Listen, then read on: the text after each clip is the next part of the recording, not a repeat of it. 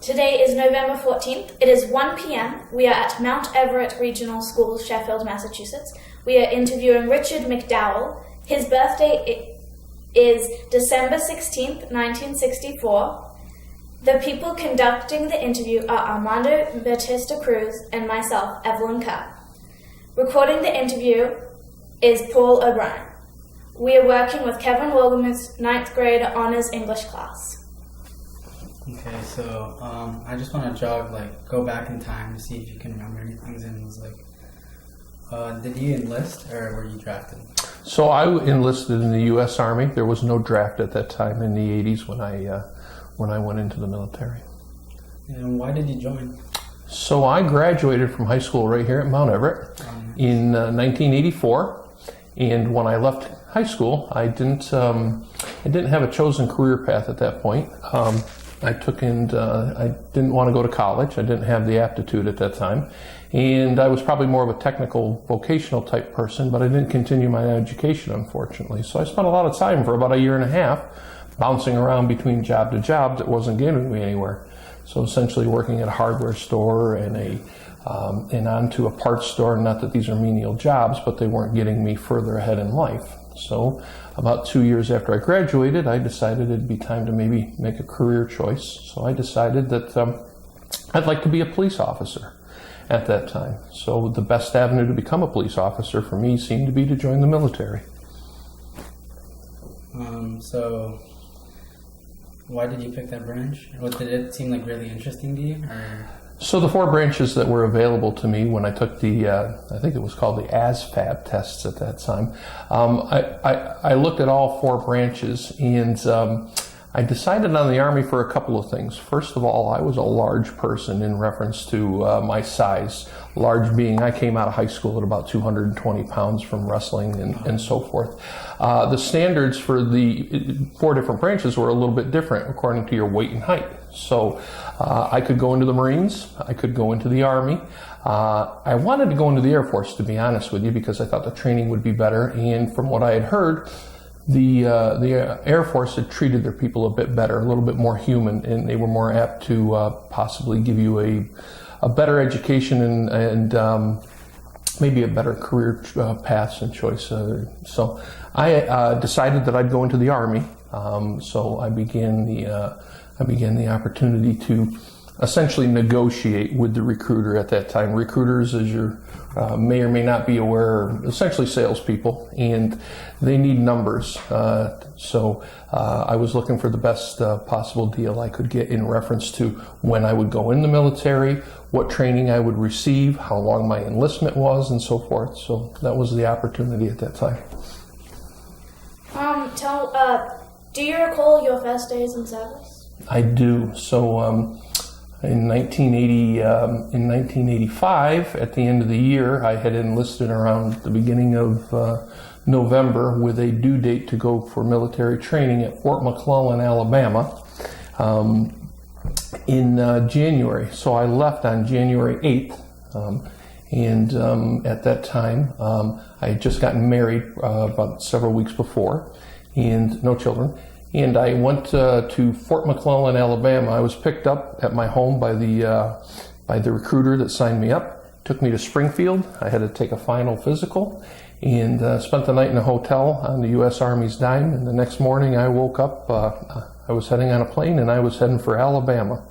And it was scary because I'd never been to Alabama. But all of a sudden, now that I was signed up and enlisted, it felt like things were starting to change quite rapidly in reference to the way you were being treated. You were getting yelled at to get on a bus, get moving, stop talking, look straight ahead, all that. Tell me about your boot camp / extreme training periods. Well, it was lengthy, it felt like. So Fort McClellan is in Anniston, Alabama, which is on the northern end of Alabama. It's close to Birmingham. And Fort McClellan in January can be the coldest place in the world, it felt like. And it was very cold, wet and cold, it felt like. By the time I left in late May, it felt like the hottest place on earth as well. So my first day there was a lot of yelling and screaming, get in line, get your hair cut. I never had my head shaved before. And that was interesting. It wasn't like you could go in and say, take a little off the top and, leave my sideburns at this length. So needless to say, that was a little bit of a shock, but I expected it. So I was just about bald. Uniforms were distributed. You were weighed, you were checked in, you were given your clothes, you were given your bags. And you were pretty much given the edict that from this point forward, Uncle Sam owned you, and you would be moving to Uncle Sam's beat and no longer your own. So that's how my first days went. And to be honest with you, a bit lonely and a bit sombering, because they try to make it as though you don't have any resource other than them. So you didn't get to call home in the first few weeks. You get to send a letter at the first day and at the end of the first week and so forth. But there wasn't any outside communication or anything like that. I couldn't pick up a cell phone or anything like that. Do you remember your instructors? My instructor, my drill sergeants. So I had 2 drill sergeants. Both were E6s. They were staff sergeants. One was actually quite slight in posture. He was not a very big person. He was probably at best about 4 foot, at best he was probably about 5'4", okay? And he used to like to come up to us bigger guys and make sure that we were in charge. An example of that was at one point I was on the program where they were going to slim me down a little bit, and they did a good job of it. The day I entered the Army, in boot camp, I weighed 232 pounds. And the day I graduated boot camp, I weighed 197. So I was fighting weight at that point. But needless to say, I can remember an incident where I was in the mess hall and we were drilling all day and so forth. And so I was in the mess hall and sitting at my table with some others, and the drill sergeant came over, and I can remember it as it was yesterday. In his pocket, above all those little medals and so forth, he had a fork. And he sat down next to me and he pulled out his fork and he said, "McDowell, you're not going to eat all that, are you?" And I looked at him and I says, "I guess not, drill sergeant." And he proceeded to eat my dessert for me. And then he proceeded to tell me that he thought I was done eating too, and I might want to go ahead and put that tray away. And he was better than Weight Watchers. How did you get through your initial training or boot camp? Well, probably perseverance. I realized that I was there by my choice, not by anybody else's. So it wasn't as though I was drafted like a lot of folks were, and not by choice. It wasn't wartime, so I think I was lucky to realize that maybe I needed to take a mature stance and just do what I'd signed up for and follow through on my commitment. Again, it got a little bit better as you got a little bit further into boot camp. Boot camp was 8 weeks, and then they have AIT, which they call Advanced Individual Training, which that was 8 weeks to go through the Military Police Academy. So more or less perseverance. The other thing is after your initial, I'll call it a tear down, where they kind of, let you know that, the world has changed and here's how the new world is and here's the structure of the new world. Once you get accustomed to things, you start to be able to move within that and understand how the military works. So it not that the boot camp got any easier. It was very physical, very long days. Every day started at 4 a.m. Rain, shine, snow, holiday, anything, 4 a.m. And many of those days didn't end until probably 7, 8 o'clock at night. Did you ever feel like you wanted to go back home during that time? Every day for about the first 2 years. No, probably every day for about the first 4 weeks. Just kind of questioning, well, what did I do? Why did I do this? Why couldn't I have made better choices outside of here? Why didn't I go to college? Why didn't I do that? But at the end of the day, when it was all said and done, it was probably the best choice I could have made at that point in my life when it came to becoming more mature and becoming a better person, to be honest, with more structure. So we're going to start talking about your experiences. So which war or era did you serve in? So in 1986 through 1988, when I served, I signed up for a 3-year enlistment. I did 2.5 years of 3 years. And what happened is during that time period, Ronald Reagan was the commander-in-chief, and he was my boss, and a very good man, to be very honest with you, very firm. And at that time, he had made huge strides in the world in reference to relations with countries like Russia. At the time, Mr. Gorbachev was the president of Russia, the head of Russia at that time, and along with the English Margaret Thatcher and many others, the Cold War began to come to an end. Things were changing in Germany, the wall was coming down and so forth. So at that time, you know, there was a lot of things going on in the world that changed the military and the structure and a lot of the thinking as well. So that's the era I was in. So no wars at that time. Grenada had happened probably 6-8 months a year before I had gotten in, and there was no real conflicts at that point when during my duration in the military. So after your boot camp and training, where were you placed, and where did you go to serve? So after I finished up my advanced individual training, which was also in Fort McClellan, Alabama, I was quite fortunate because they had a program at that time where if you finished high enough in your graduating class, your advanced training, if you finished high enough, you could in the class, you could choose your first duty station. So I was fortunate enough that I did finish high enough in the class, in the top, I don't know, 5% or whatever that number was of the 200, 300 people that went through, probably 200 people in our platoon, I would guess, male and female. So I chose to go to Hawaii. If I was going to see anything, I didn't need to see New Jersey, and I didn't need to see, Massachusetts again. I wanted to go to Hawaii, so I chose Hawaii. Do you remember arriving in Hawaii? How did you feel about that? So I was excited to go to Hawaii. In Hawaii, the military has quite a few bases in Hawaii, and if your history tells you about Pearl Harbor and so forth, and I'll give you some information on Pearl Harbor, on how somber it is as the questions continue here. But I was excited to go to Hawaii. My wife at the time was excited to go to Hawaii. I went first because I had to get established. In the Hawaiian Islands, there's quite a few bases.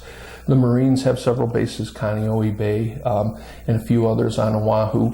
The Air Force is they have a dominant presence in there. Hickam Air Force Base is one of them, Wheeler, and so forth on the island of Oahu.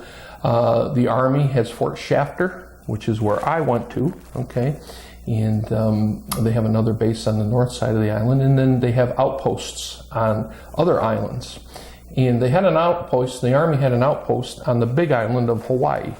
In the big island of Hawaii, today you know it for Kilauea, the volcano, that it's active, and you'll see on the news occasionally. But up between the dormant volcanoes in Hawaii, which are Mauna Loa and Mauna Kea, which is in the middle of the island between Hilo on the east and Kona on the west, you have to go to go to that side other than traveling the coast. You go up and over the two volcanoes. In the middle of it up there is a place called Pohakaloa Training Area. And it's a very large base in reference to its geographic and its acreage, thousands of acres, but it's thousands of acres of lava fields. No green vegetation, very little green vegetation. It's all lava fields up there from when the volcanoes were active hundreds of years ago. And they have a very small military installation. It's a very small town, about the size of the center of Sheffield. But on there was a fire department and the MPs and so forth. There were probably only about 30 people that were assigned to that little base because it was a training base. The Army would come in and they would do maneuvers in the lava fields, and they would do bombing, and they would do all kinds of artillery and gunfire and training, and they'd come up and they'd set up and be out there for 30, 40 days at a time, as well as the Marines would come there. The Air Force would do flyovers and drop bombs and do practices, and the Navy, they stayed down in the bay where it was nice and the beaches were. So that's what the Pohakaloa Training Area was like. As a sidebar, Pohakaloa Training Area was used back in the 60s. They brought the first moon vehicle there. Okay, so back in the 60s, when we wanted to drive around on the moon, they brought that vehicle to Pohakaloa Training Area because the surface of the of the lava fields on the Big Island of Hawaii were as close as they could get to the moon's surface from what they could project. What was your job assignment? So I was a military policeman, so my assignment was I was on a essentially a three-person squad, 4 people at sometimes. We had a squad leader, and then there was 3 patrol people.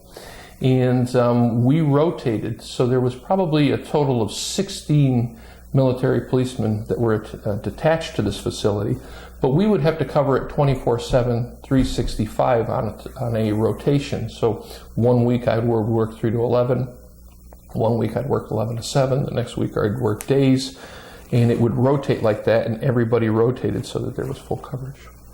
And did you enjoy that? I didn't enjoy rotating. The other thing is I didn't enjoy the fact that it took about an hour and 15 minutes to get from Hilo all the way up into Pohakaloa training area. We actually drove through the clouds to get up to the top of the volcanoes where we were. It was incredible. Tell me about a couple of your most memorable experiences. So being on patrol was interesting. There was a couple of small bars / PXs, nightclub type things on the base where you could where the soldiers were allowed to come into at night, buy whatever they needed, have a meal, have a drink, have whatever, socialization and so forth. So there was always breaking up fights, arresting people for, doing things that they shouldn't be doing, or, being in areas they shouldn't be. There was outer limit areas and so forth that they couldn't be in. We had people that would steal. We had people that would vandalize things. So we're always dealing with that type of stuff. Probably one of the more memorable opportunities I had is the Hawaiian folks are wonderful people. They really are. And there was I can remember an incident where, I can remember 2. One is not a very pleasant experience. I'll share that one first. We used to have to patrol the roads. And because there was no police from either community up that high, we were kind of tasked with dealing with any speeding tickets, any accidents, anything like that for about a 40-mile stretch between Hilo and Kona. So I can remember one afternoon coming up on a car accident, unfortunately, where a gentleman was driving a Datsun 280Z. I remember the car because it was probably about 100 yards off the road out into the lava field, and you could just see the car in the air and the smoke. And the gentleman was speeding, and he was going quite fast. And when we got there, we just happened upon him upon patrol, because it's not like we had cell phones or anything like that to call it in. So we saw that there was an accident. I ran out into the lava fields, and the gentleman was alive. He was in the car. He was upside down. And as gory as it was, I had to pull him out of the car, okay? And that was a little bit of a task because he was a bigger gentleman. But I noticed that when I pulled him out, unfortunately, I saw the bones of his left arm and the skin on his whole arm. He had no skin between his wrist and to his shoulder, because when he was driving, he was flying down the road like this, and he lost control. And fortunately, he lived. Fortunately, they did skin grafts, and they did a lot of stuff for him. So he was fine. He was very lucky, because I'd also had to deal with people that died up there in car accidents. It was probably the worst thing to deal with was car accidents. So that had happened. One of the interesting things is because there was so many accidents up there, I actually got into more of accident investigation. So a lot of times I would end up recreating the scene. So there was forms and so forth, and I'd go out and measure how far a car went off the road, or what kind of damage was done to the car, and document it, or try to determine what happened. And then we'd hand it over to the police on either side, and then they'd figure it out and go from there.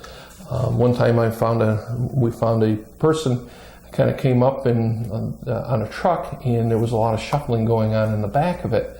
And I told him to stop, and I told the guy that was driving the truck to throw the keys out on the ground, and he did. And it was a bunch of young Hawaiian fellas. and pulled the tarp back on the truck, and there was two guys underneath the tarp, and one of them had a long rifle, with a scope.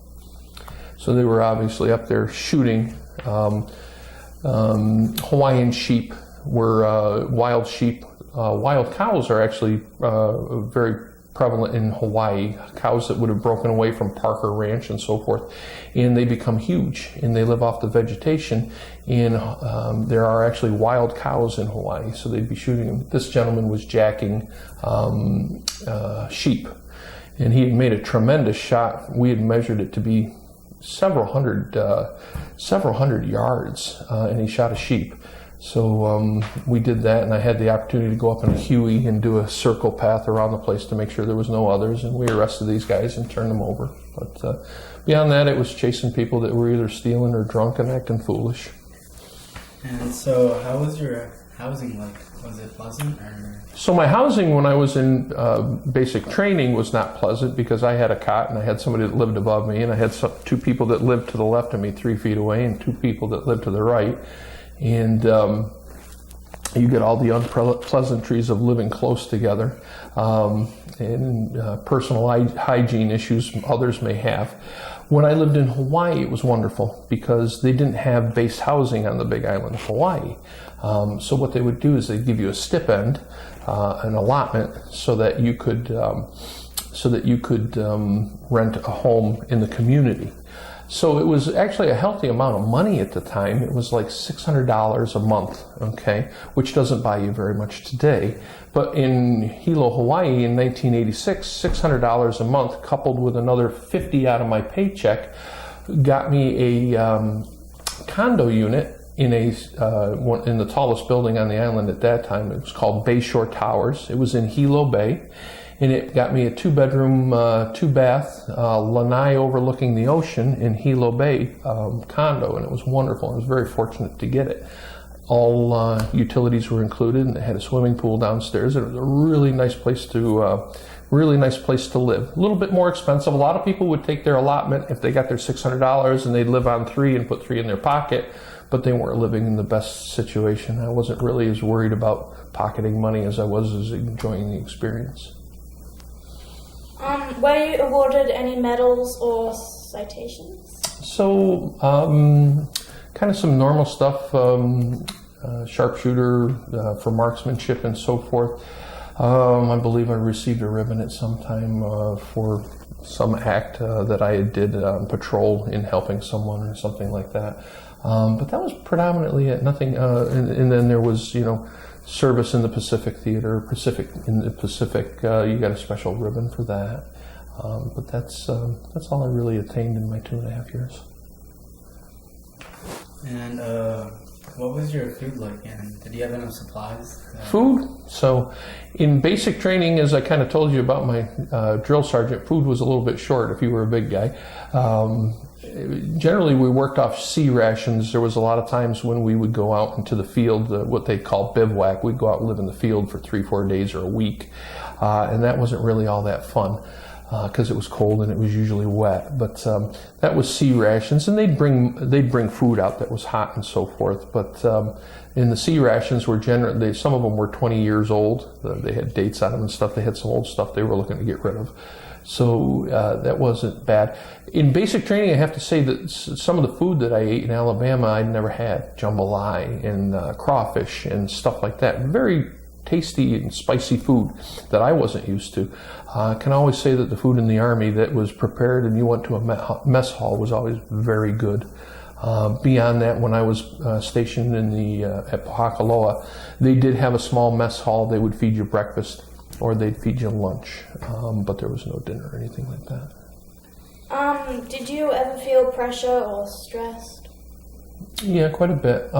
First of all, carrying a pistol, that's loaded with the safety on.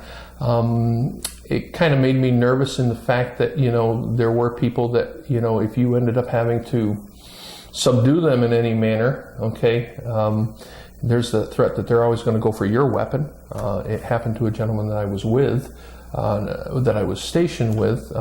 He was lucky enough to get his weapon back without it being discharged, but there's always that concern. I have to be honest with you, you don't take it lightly that you're carrying a gun and you would have to use force to stop somebody. There was a bit of pressure in that. The other thing is just the overall being in the military. The military was changing while I was in. They were going to be making cuts because the Cold War was ending and the United States didn't need as big a military as it had. So for that part, I had signed up for 3 years, but I only had to do 2.5 because they had an edict in the Army that if you served in Hawaii, because it was considered a preferred duty station, if you served in Hawaii, you can only stay there 2 years, and then you had to move on to another duty station. So I'd already done 5-6 months in basic training. I did 2 years in Hawaii, and so they essentially said to me, you have a 3-year enlistment. You can either enlist for 3 more, but they're not really providing any financial reward to stay on. But you can either re-up and sign up for 3 more years, or you can get out early because the military didn't want to have to pay to move me twice. Move me from the Hawaiian Islands to some duty station stateside in America, and then have me leave 6 months later and pay to move me again back home. And so did you make any friends there? Any strong relationships? I did. Made a lot of friends, actually. Being a police officer was kind of a good job in the sense that there was the authority part of it, but then there was also the respect part of it. And to be honest with you, it wasn't so much the respect that you had a gun or that you had a badge or that you were an MP. It was more that you had the ability to communicate and you build relationships with people. And so that was always good. I made a lot of friends in the Army. I made a lot of friends that I continued to have contact with for probably 5 to 10 years after I got out. I had one particular gentleman from Pennsylvania. He and I were quite tight. He ended up being a career military person, and I probably lost track of him, unfortunately, about 15 years ago. But it's a lot of good friendships because everybody's in the same boat.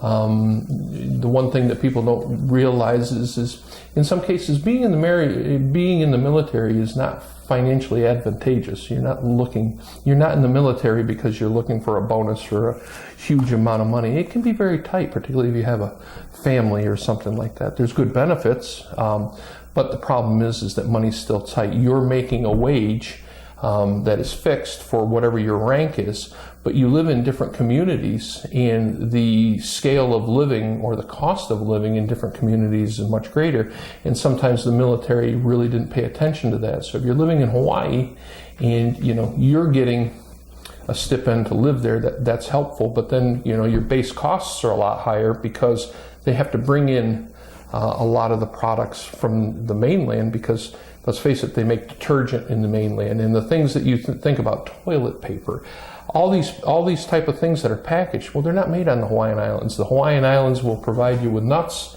fruits, meats, and milk and eggs. Everything else comes in and it's at a higher cost. So the structure of the military didn't really always make it up. So a lot of people had to work extra jobs. I actually worked an extra job on the side.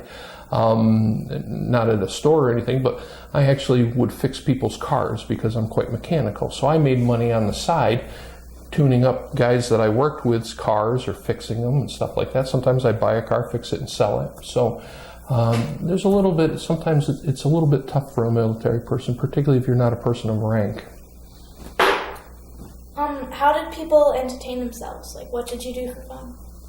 Well, generally, being in the military, once you're out of the advanced training and you're at your regular duty station, it's like having a regular job. So you live in the community. You want to go to the movies, you go to the movies. You want to go out to a bar, you go to a bar. You want to go to dinner and so forth. It's very much like that. Unfortunately, depending on where you were at, to be honest with you, it wasn't where you were and who you were kind of mattered. So in Hawaii, a lot of Hawaiians,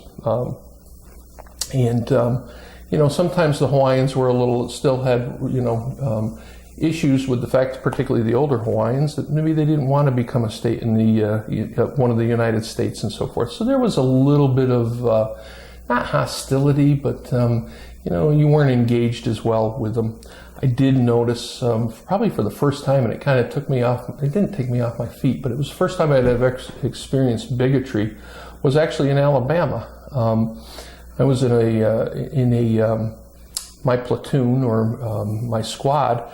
There was male and female, and I can remember a particular Saturday when we were getting towards the end of training, there was a bunch of us that went to dinner at a local restaurant in Alabama, and among us there was whites and there was several black people, and I can remember some people at a different table making comment about, we were, a bunch of us white guys, and gals were, eating with some black folks, and it was just something I had never experienced before. It was just kind of a snide, ignorant comment somebody made, but kind of made you realize, well, maybe everybody isn't as well-rounded as you would hope.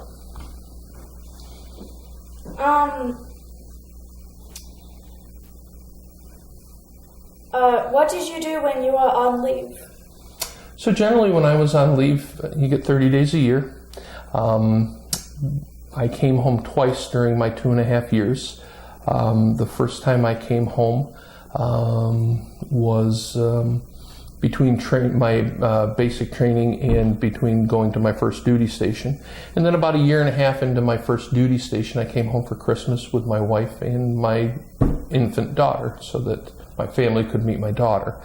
So that's what I did there. Predominantly the rest of the time you'd take a day or two off and go over to Kona, go boogie boarding, go surfing, do stuff like that, go to the beaches. There's wonderful places. Used to go up to the volcano. One of the greatest sights I've ever seen in my life was back in the late 80s. Kilauea was erupting after many years of being dormant. And the Hawaiian Volcanoes National Park Service set up observatories. I didn't get up to the top of the volcano where you could see it spew. They weren't letting people in there. But to be able to stand at the ocean at nighttime and watch the lava go into the ocean and go 100 yards into the ocean underwater and still be glowing red is incredible. And I was fortunate, actually, 16 years after I left the military, I took my daughter back to show her where she was born, and we spent a week there, and we were actually able to see Kilauea active again and walk right up to hot lava that was flowing. It was quite interesting. Do you recall any particularly humorous or unusual events? Unusual. One interesting thing, and I don't think it's humorous, I think it's more the nature. The Hawaiian people, again, wonderful people, but very superstitious, and probably rightfully so. And on the Hawaiian Islands, the goddess of fire is Pele. Okay, so it's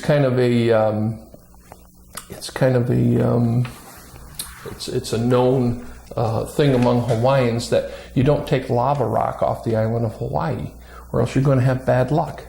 And Pele, the goddess of fire, was somebody that they envisioned was a person with long flowing, like white dress, kind of a whitish face and so forth, ghostly. So there was always things that you would see, and you'd hear stories, or you'd go to the observatory where somebody took a piece of lava rock home with them to the United States or to China or wherever they came from, and they would send it back and they'd send it back quickly too, because they had bad luck, and they felt it was based on the fact that they were cursed from Pele. So we had a Hawaiian gentleman, that wonderful guy. He was from he was from Oahu, but he was stationed with us on the Big Island, and he actually had family on the Big Island that he stayed with. But he was very superstitious, and one night, as a joke, a bunch of the other guys got together, and they got one of the guys dressed up in some sheets and kind of a ghostly image. And as he was out in patrol, they kind of set it up so that as they were driving, they were kind of going slow, and he was in the passenger seat. And, they had a guy out in the lava rocks about, 30, 40 yards out. And he'd jump up and he'd run across the lava rocks and do this type of stuff, and then dip down in between some of the rocks. And the guy that was a Hawaiian gentleman that was a bit superstitious started to freak out. Did you see that? Oh, what's wrong with you? So they did that to him, and he was quite wound up about it. And after it was over, he still remained, that you shouldn't make fun of the legend and the lore, and he was probably right. But I think after a couple of days, he actually kind of came around to laughing about it and so forth. So what did you think of your fellow officers? My officers, meaning my superiors above me, or the people that I served with alongside of me? The people you served. Again, kind of culture shock in some senses because very diversified. I was with as well as diversified. I'll say education-wise, very different levels. I was with a gentleman that came from, I think he was from Arkansas or Louisiana. He was hard to understand. First of all, he didn't have the best ability to write and speak fluently. Penmanship was quite poor. Ability to spell. He was probably working on, to be honest, even though he had a high school education to get into the military, he was probably working on about a 7th or an 8th grade level, to be honest with you. Wonderful guy, but I saw that. I did experience, that, you had some guys that were from the South, didn't like the guys from the North. It didn't seem to make a lot of sense to me at the time. And they got over it kind of quickly, it seemed. But, there was a lot of you're a Yankee or, you're a Reb. And this was the 80s, so, you kind of would have expected that it would have filtered a little bit more. But, in general, a lot of good people and a lot of people in the same situation, just trying to figure out where they're going in life and, taking some time to get there by getting some military service and so forth. And, a lot of them ended up making it a career. Are you still in touch with any of them? I am not. After service, did you recall, do you recall any of the days after service? So I remember getting out of the military in April of 1988. So I had done my time, got out of the service, and kind of wondered where I'd end up. So I tried to get into police work, but at the time they weren't doing a lot of hiring. They were also doing a lot more diversified hiring, so they were looking for more females. They were looking for more ethnic people, so I wasn't fitting the bill real well at that time. So I kind of had to make a decision where I was going to go from there. So with a wife and a child, I needed to figure out how I was going to feed everybody. So when I got out, I reported to the VA, went and signed up for my veterans benefits, and there was a gentleman, my VA counselor was a very nice man over in Hudson, New York, and he asked me if I had any prospects for a job.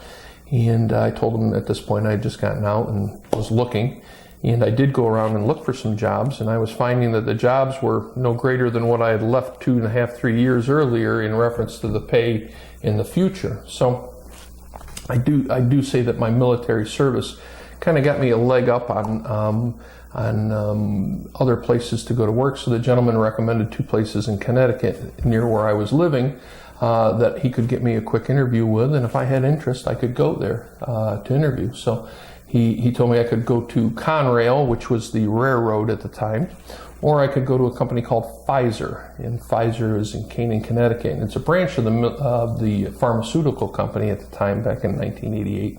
So I went there for an interview. And the gentleman that interviewed me was an Army veteran, and he said, we had a great interview. All we talked about was the military. He didn't ask me about my qualifications, but he kind of lamented that being I had military service, it meant I could do something and take direction and stick to it. So he kind of told me, he says, I got a lot of guys, we're trying to hire 2 or 3 guys. He says, I got about 10 people in front of you. He says, I'll keep you in mind, thanks. So I kind of left there ho-hum. I just wasted my time. And I was staying with my in-laws at the time. I got back to their house about a half hour later and was told, oh, by the way, this gentleman from Pfizer called and I'd like you to call him back. So I called back and I said, yeah. Thought, did I leave something there? And he said, I want to offer you a job. Can you start tomorrow? And I've been with them 31 years ever since, even though they've changed names a couple of times. It's been a very good career. And after, did you join any veteran organizations? So unfortunately, I did try to get into the American Legion because I'm not a veteran of a foreign war. There was nothing active at that time. I wasn't able to get into that. So I wanted to join the American Legion. And the American Legion would not accept me because my service dates are in a gap that they don't recognize. So interestingly enough, my wife, her dad was a World War II veteran. She could get into the American Legion, I'm told, based on her father's service during wartime and so forth. I can't get into the American Legion, which is actually kind of disappointing because I'd like to participate. And the other thing is that a lot of people that are in the American Legion, just like the VFWs, they're kind of aging out and they're going away. So other than that, no other organizations that I joined or participated in. How do you think your service and experiences affected your life? It affected them greatly. I think it was, for me, it was better than going to college and having a degree because it gave me gave me great maturity. When I came out of the military, I figured I could handle things on my own. I didn't need anybody to lead me or coach me, so that was a great thing. It also taught me discipline, kind of taught me about authority and rank and kind of the status of, when you're working for a company or you're working in any environment, there's leaders and there's followers. It kind of made me a leader, and it kind of predominantly set into motion what my career would be, which is running a facility, running maintenance and engineering for a facility for 30 years. So it was very good. And the other thing is even more so today now, I'm recognizing, because the world again has evolved. 20 years ago, it really didn't mean anything to anyone that I was a veteran. It meant something to me, but nowadays people are more apt to thank you for their service or solicit you and say, hey, that's great. Did you serve or anything like that? So it means more because people have evolved in their thinking about what it takes to be a person that joins the military. It's a great commitment. And did you attend any reunions after? No reunions, no. I did have the opportunity, though, to go to my father-in-law. He missed one of his reunions. He was on the USS North Carolina, which is docked down in South Carolina, actually, in Wilmington. I had the great fortune to go and see his ship and see what he had served on for 6 years. So very interesting, but no. They don't have any reunions or anything for Army guys, it seems. What advice would you have for a young person who's considering entering the military? Well, first of all, be ready for the challenge. Think about what the commitment is. Be mature enough to understand what the commitment is, and that if you're going to make it, you should fulfill it. But also take advantage of it if you go in. It's a good avenue.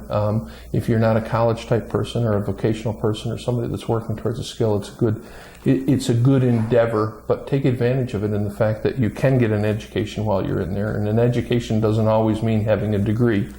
You can become a police officer, you can become a lot of things. You can mechanic and hydraulic technicians. There's a lot of great skills that you can learn, and you get paid to learn at the same time. The other thing is to be very honest with you, the military, particularly this day and age, is somebody that's 54 years old looking backwards. If you go in the military today and you serve and you do 20 years when I was in, if you do 24 years, the benefits, the residual benefits after you leave the military are huge. Healthcare, a pension. Pensions aren't something that you find anymore from a lot of local companies and so forth. So there's great reward. And again, whereas if you go to work for a company at 18, you're not going to probably retire until you're 65. If you go in the military at 18, you can be retired by the time you're 50 and have benefits and so forth and a steady income coming in of some sort and a lot of resources beyond that for education, healthcare, a lot of little things that people will do, insurances and so forth. So I think it's a good avenue for those that aren't meant for college or vocational skills, and it is a good place to get vocational skills. And is there anything you'd like to add that we haven't covered yet? No, other than I found it to be a worthwhile experience that suited me very well. After I served, I had to serve in the Ready Reserve for about 6 to 8 years, which that's when times became interesting because I did have fear that I'd get recalled. Being part of the Ready Reserve, when you sign a contract with the military, you have so many years active, but there's so many years inactive, and that's essentially made to be so that our government has resources if we had a war and so forth. You have people that are already trained that you can call on to come back and help.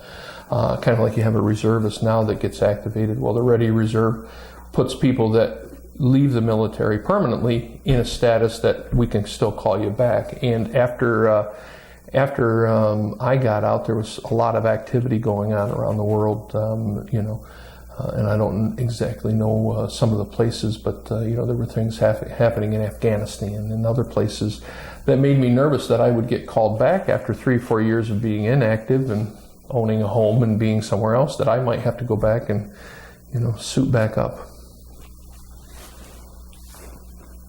So you were scared if you got called back? I wasn't scared, but I was apprehensive in that, first of all, nobody wants a war. Nobody wants to hear that, there's a possibility of dying, or that others are dying, or there's destruction or anything like that. I was just apprehensive in thinking, how well would I be prepared, and what would I do, not only for my family, but, how could I add value, and, what could this escalate into? If they were getting to the point where they had to call, ready reservists, that would make you think, what will this escalation be? Thank you for sharing your story with us. Thank you for having me today. Thank you. Thank you.